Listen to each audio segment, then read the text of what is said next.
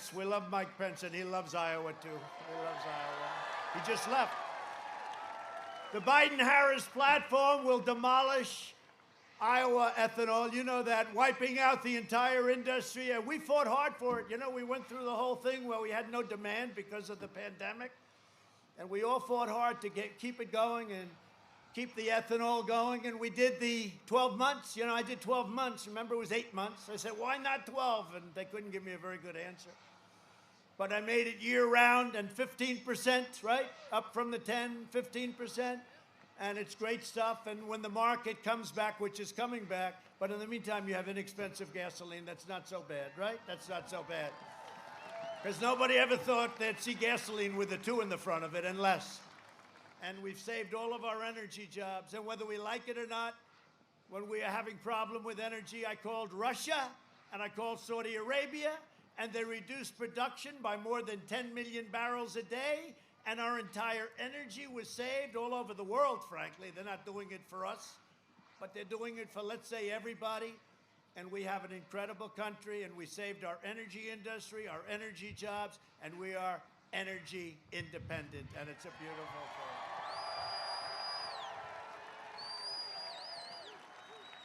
And by the way, I also made a little promise most of you won't understand. For those people in the ethanol world, you can use the pumps. Okay, do you understand that? You can use the pumps. In other words, you don't have to go out and spend hundreds of millions of dollars on new pumps. Because, you know, with the additional ethanol, the additional power, some people say, oh, make them buy new pumps. No, I don't want you to buy new pumps. You don't have to. So for those people that understood what I just said, you know what I'm talking about, right? Using the pumps, that'll be okay. To defend our rights and our Constitution, I nominated Judge Amy Coney Barrett to the United States Supreme Court.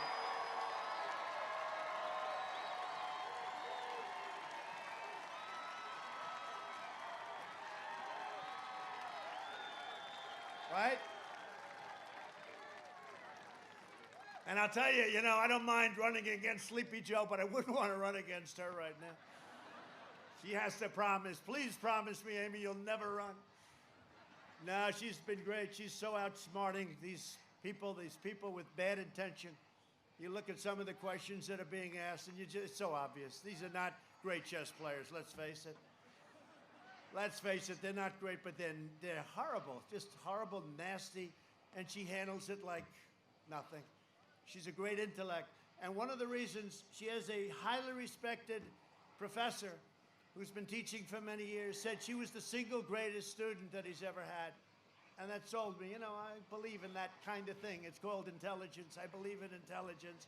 But I just want to, having spoken to her in a few days, I want to just say that we made the right choice, right, with Amy.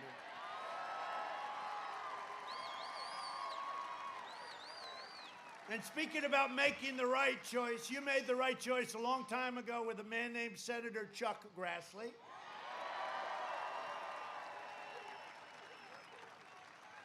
And you made the right choice, and you're going to do it again, I hope, because she's great, Joni Ernst. And they're right now in Washington fighting to confirm our great new justice, our future justice of the United States Supreme Court. Joni has been fantastic, and she's been fighting for Iowa values for a long time. She'll call me, sir, can we do this? Nobody called me more on ethanol than Joni and Chuck. In fact, I used to duck their calls. Tell them I'm not in. Just tell them I'm not here. I can't take it anymore, Joni. But that's what a good senator is. They want to keep your state going. They want to keep our country going. They love our country. They love our state that they represent. So Joni Ernst, you got to get her in. And Chuck Grassley, we don't have to worry about him. He'll be around forever. He's great. You know what I love about Chuck Grassley? He's got that voice, that great voice. Even when he's being nice, he sounds like the toughest guy, right? And he's being nice. And he looked at Comey, remember, you know, the corrupt FBI director. And he looks at Comey. He looks at Comey, corrupt guy. And he just said, did you leak? And Comey choked. Yes, I did. He said in the House. Now let's see what happens to him. But I'll never forget Chuck Grassley, and he didn't mean it to be mean. He's just sort of like got that rough voice. Did you leak? What? Yes, I gave it to my college professor friend from Columbia, yes. Remember that? We love Chuck. What a piece of work he is. If Democrats win, they will pack the Supreme Court with radical left judges who would shred our Second Amendment. And believe me, if they win, your Second Amendment is gone, okay? I'm not going to answer that because I don't want to say. Oh, okay, good. Next question. Can you believe it? This is the essence of our country. We can't allow this to happen. And the other thing is, they don't ask the second. I put up a list of 45 great, brilliant, conservative, in our case, justices that go by the Constitution as written, et cetera, okay? So,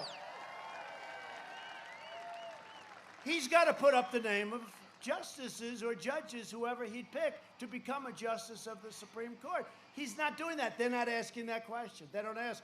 Did you see the NBC thing last week where they had an NBC town hall? It was designed for a child, okay? When I get in, they ask me things that nobody ever even contemplated could be thought of. This guy, they're asking him these questions. Nobody can believe it. In fact, NBC took a lot of heat. They took a lot of heat. Biden's agenda would be a catastrophe for Iowa seniors. Everybody knows that. For years, Biden tried to cut Social Security and Medicare. Do you remember that? You do know he wanted to cut your Social Security and your Medicare. Now Biden is pledging mass amnesty and federal health care for illegal aliens, decimating Medicare and destroying your Social Security. And the problem is we all have a heart. I say it all the time. I'd love to take care of everybody all over the world. The problem is our country can't afford it. And if you start saying we're going to give free education, we're going to give you Medicare, we're going to give you health care, we're going to give you everything, our country will be flooded with millions and millions of people that are going to come from all over the world. They will decimate our country. You can't do it. Biden cares more about illegal aliens than he does for your senior citizens. It's true. And remember when they asked a question at the debate where the Democrats were up there? You had all these Democrats. They started off with 26. And in fact, I said, there's no way they picked Kamala because she treated him worse than anybody else. And her poll numbers were dropping like a rock, right?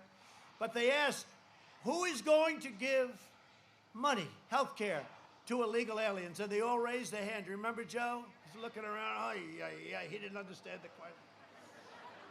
He did. You know, at least he has an excuse because he has no clue what the hell they're asking.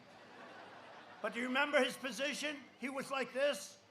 Their hands are all up. We're going to give all our money away. Forget about all you people. That's a big crowd, by the way. Look at that. Show it. Show it, please. Turn those cameras, please. That's a beautiful crowd. That's beautiful. But remember, Joe, so he's standing there. He's going to give health care to illegal immigrants, people that come into the country illegally, in other words, right? They come in illegally. And under a plan, they have the manifesto. They want to give them a lawyer. That's what we need is more lawyers now, okay? They want to give them a lawyer. They want to give them education. They want to give them health care. But they asked a question, and I said, wow, because I think they had like 26 people originally, but every one of them raised their hand, including Sleepy Joe. And what happened is Joe's like this, everybody other hand, and Joe, you could see he's, you know, for 47 years, he's got the itch because he's like, he knows this isn't going to work. He's saying to himself, because, you know, there's still something left, not much, but he's saying to himself, there's a natural instinct, right? A political instinct. And his shoulder went up, and then his hand. So I don't know. I don't think I'm even going to hold it to him. I'm not going to hold him. I get enough. How about the no fracking? We will not frack. Do you understand me? We will not. Then he gets a nomination. He goes to Pennsylvania, where they are reliant on energy and fracking and the jobs. Probably 900 to 1 million jobs, right? Goes there. The day after he says he's not fracking, he says, we will frack. We will frack.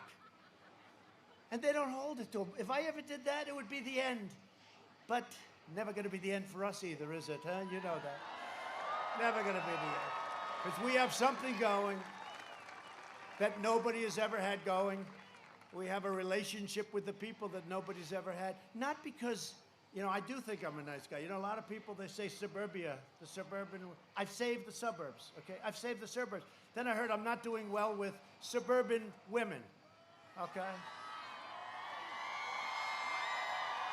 I got rid of, no, it's true, they say that. But of course they said that last election too. He will do terribly with women, terribly. And then when I did great with women, they said, man, he did well with women. Same thing's gonna happen. You know what I find? Suburban women, period, they want security. They don't want their home values going down. They don't want a low-income housing project built in the middle of suburbia next to their house. And we have a rule that's a disaster. It's a regulation. And I said to Ben Carson and some people, I say, I want to terminate it. They looked at me, they go, well, we can amend it. I said, you don't understand.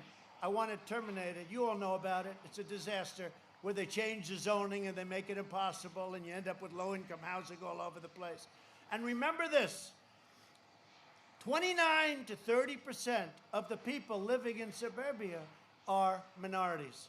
So this has nothing to do with discrimination. It has nothing to do with anything. What it has to do is with the American dream.